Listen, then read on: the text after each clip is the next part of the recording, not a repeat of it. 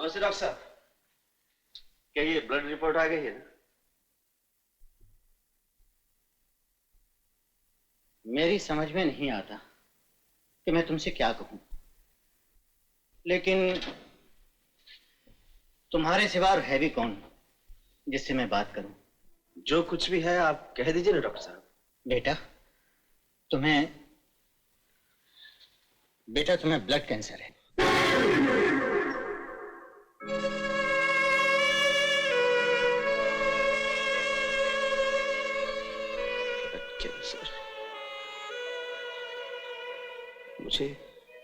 मुझे blood cancer है doctor साहब।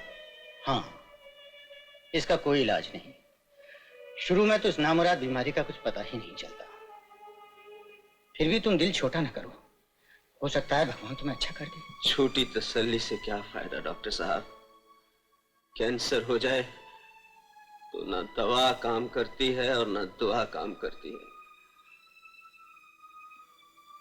मुझसे वादा कीजिए डॉक्टर साहब, आप मेरी बीमारी के बारे में किसी से कुछ नहीं कहेंगी। बेटा, माँ, ये किस खुशी में? तेरी लाडली बहन की सगाई पक्की हो गई। कहाँ है मीना? अरे जीती रहो। भगवान, तुम तो बहुत दयालु हो, बस इतनी मोहलत आप दे दो, मैं अपनी बहन की डोली अपने कंधों पर उठाकर विदा कर सकूं। Many repeats of the day. Thank you. ओहो, इतनी भी क्या बेचैनी? आ ही जाएगा।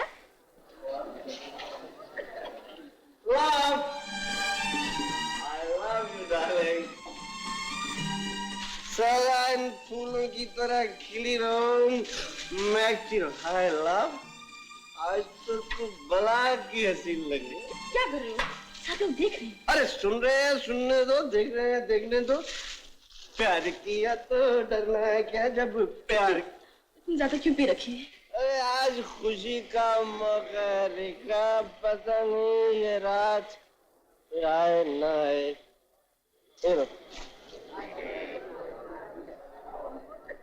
Ladies and gentlemen, आज मैं गाऊंगा और ये रेखा और चंदा नाचेंगी। Give us a big hand। अरे तू कमीनी यहाँ भी चली गई? हराम। चाहे आप मुझे जान से मार डालिए, लेकिन मैं अपने जीते जी आपको किसी और का होते नहीं देख सकती। बगावत, मेरा तुम्हारा कोई रिश्ता नहीं, सीधी तरह चले जाओ वरना मैं। ये सब क्या हो रहा है? कौन है ये? पता नहीं, ऐसे कोई बदचलन आवारा औरत है, खामखा मुझे बदनाम कर रही। भगवान के लिए मुझे आवारा बदचलन न कहिए। मैं आपकी इज्जत हूँ, आपके बच्चे की माँ हूँ। अजी, ये मैं क्या सुन रही हूँ? नहीं रेखा, ये मेरी कोई नहीं है। अगर कुछ है भी तो मैं इसे तलाक दे दूंगा। बाबूजी, अब तो रेखा ही मेरी रानी है। खबरदार जो फिर कभी रेखा का नाम लिया। आप नाराज हो गए बाबूजी? आजकल तो फैशन है, एक बीवी एक माशूक। मैं कभी सोच भी नहीं सकती थी कि तुम इतने गिर सकते हो। कमीने बदमाश, तू शरीफों की इज्जत टूटता है। हट जाओ, तुम हट जाओ। क्यों आया है? इसलिए अभी बताओ, क्यों नहीं पता चलेगा तुझे?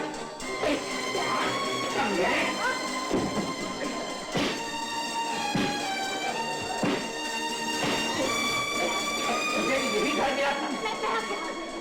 तुम किस पे ध्यान जाओ?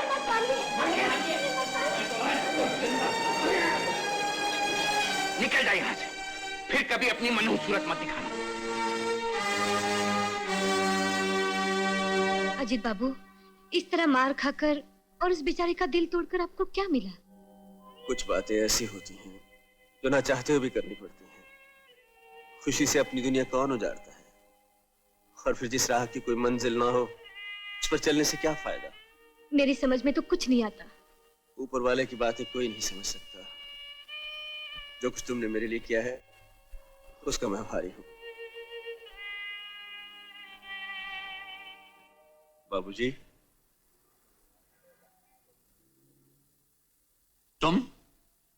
तुम्हें यहां आने की हिम्मत कैसे हुई? गुस्सा मत कीजिए बाबूजी। मैं ये कहने आया हूं कि कल जो कुछ भी हुआ वो नाटक था, और वो नाटक मैंने इसलिए किया कि मैं इस दुनिया में चंद दिनों का मेहमान हूं। मुझे ब्लड कैंसर है। ये तुम क्या कह रहे हो? तुम्हें ब्लड कैंसर है? मैंने तुम्हें कितना गलत समझा। मुझे माफ करना बेटे। ऐसा ना कहिए बाबूजी। नमस्कार। क्या समझे? नहीं समझे? फिर से लो। नमस्कार। बेटे, तुम बाहर के रूम में बैठो, मैं तुमसे बाद में बात करता हूं।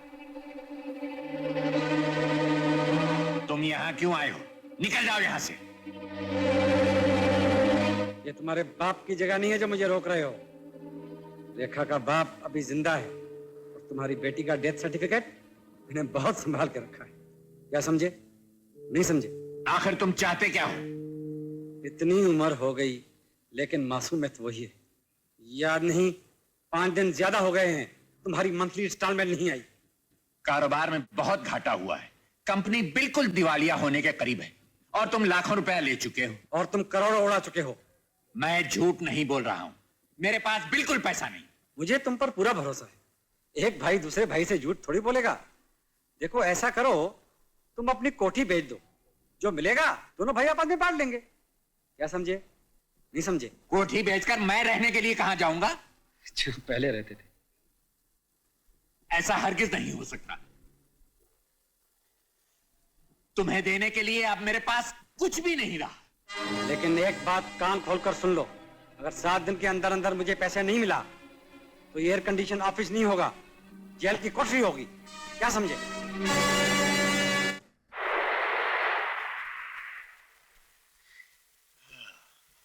हम दोनों की जिंदगी इस डूबते हुए सूरज की तरह है।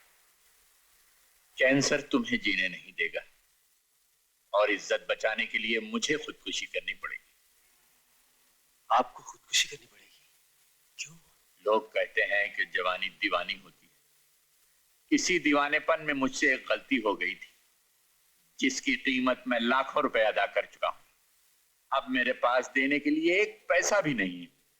उधर वो ब्लैकमेलर ये कहता है कि अगर मैंने उसे और पैसा न दिया तो वो सारा राज पुलिस को बता देगा। आज रेखा बड़ी हो चुकी है। मेरी इस बदनामी के बाद वो किस शरीफ घराने में कबूल की जाएगी? बेटे, तुम्हारी ये कुर्बानी भी बेकार जाएगी। बोलिए, मेरे लिए क्या हुक्म है? उस बदमाश की तिजोरी में मेरे दिए हुए लाखों रुपए और मेरे गुनाहों का सबूत मौजूद है। अगर तुम उसे बेहोश करके मेरे रुपए और वो सबूत ला दो तो मैं जिंदगी भर तुम्हारा एहसानमंद रहूंगा। लेकिन ये चोरी है बाबूजी।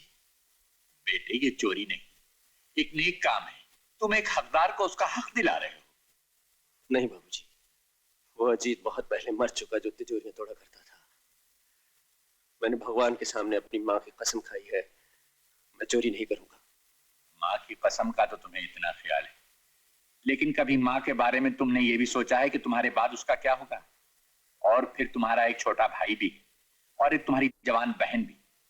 अगर तुम मेरा ये काम कर दोगे तो मैं तुम्हें लाखों रुपया दूंगा और तुम्हारे मरने के बाद वो सुख और आराम से रह सकेंगे। मैं मजबूर हूं, मैंने कसम खाई है।